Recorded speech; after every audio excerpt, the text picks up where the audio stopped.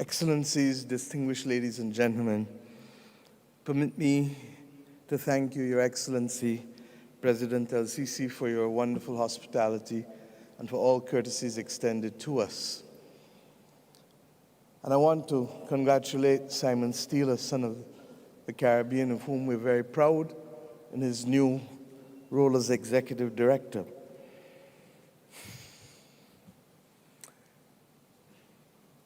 I came here to say a few things, but the chorus that we've had from this stage has been clear. I don't need to repeat that we have the power of choice. Every speaker on this platform has done that.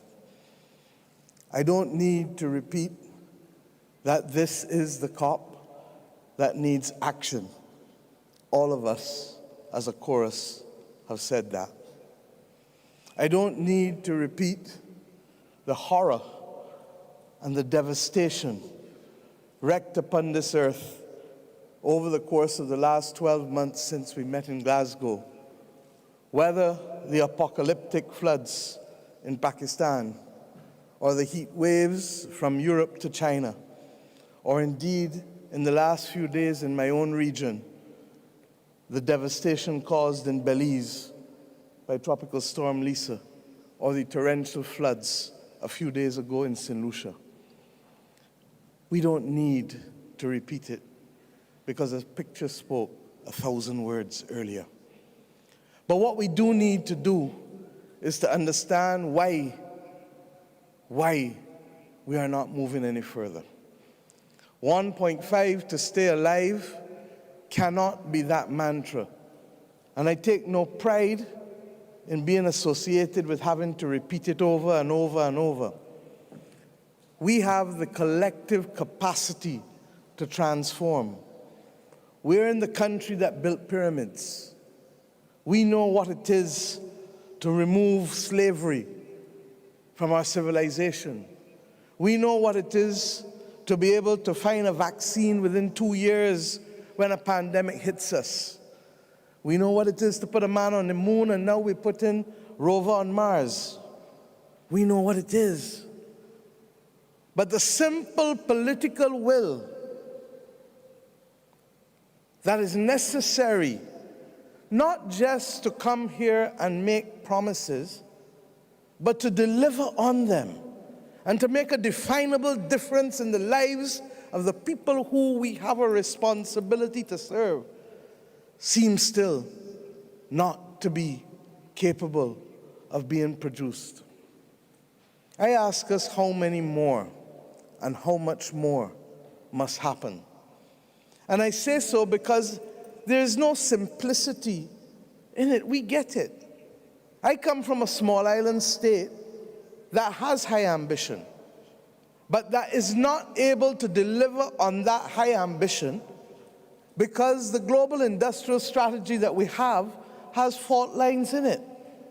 Our ability to access electric cars, or our ability to access batteries or photovoltaic panels, are constrained by those countries that have the dominant presence and can produce for themselves, but the global south remains at the mercy of the global north on these issues. But it isn't only in that. We heard Al Gore just now speak about the difference in the cost of capital to those of us in the global south.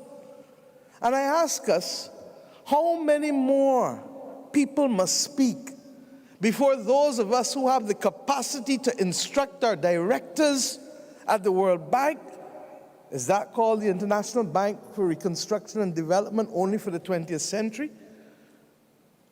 At the IMF, which at least has been trying more than the World Bank? How many more countries must falter, particularly in a world that is now suffering the consequences of war and inflation, and countries therefore are unable to meet the challenges of finding the necessary resources to finance their way to net zero? This world looks still too much like it did when it was part of an imperialistic empire. The global north borrows between interest rates of between 1% to 4%. The global south of 14%. And then we wonder why the just energy partnerships are not working. Similarly, we ask ourselves if countries that want to finance their way to net zero and want to do the right thing can't get the critical supplies, will they not have to rely again on natural gas as that clean bridge? This is the bald reality. And we have come here to ask us to open our minds to different possibilities. We believe that we have a plan.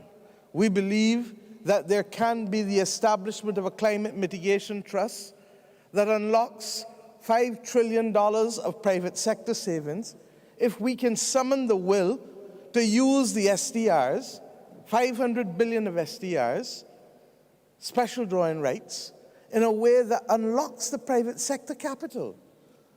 We believe that that requires a change in the attitude of Congress. Because the agreement that establishes the International Monetary Fund requires 85% to change that agreement. And if the United States government has 17% of the quota, then it can't be done, Mr. Gore, without your Congress. Similarly, we accept that there was and must be a commitment to unlocking concessional funding for climate-vulnerable countries.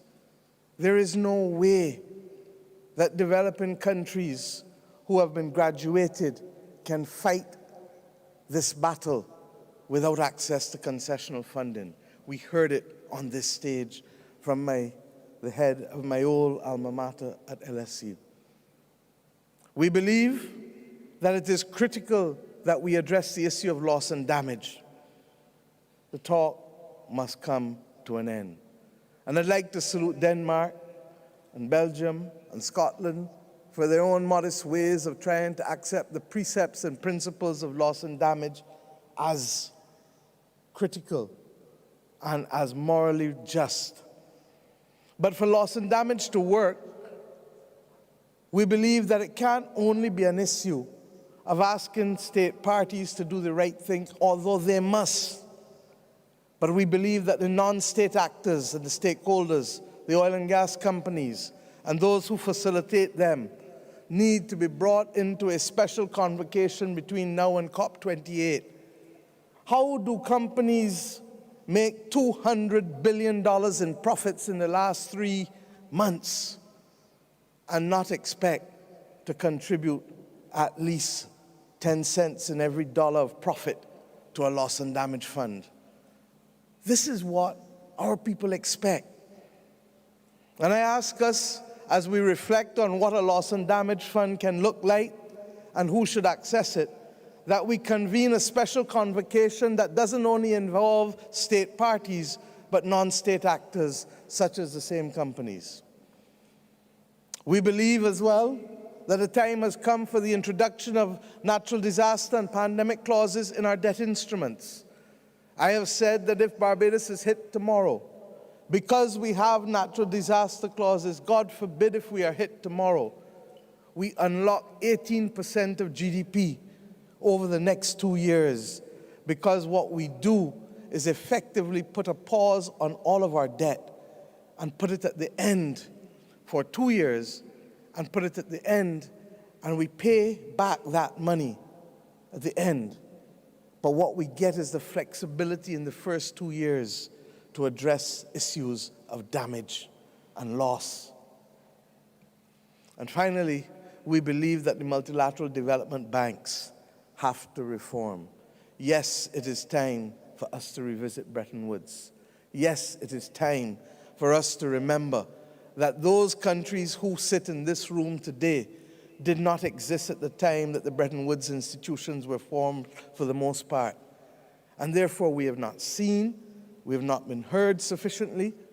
And if we are therefore to rise to the occasion to play our part to stop the tragic loss of life that we have seen on these screens and the impact on livelihoods that we are feeling across our countries, then there needs to be a new deal with respect to the Bretton Woods institutions.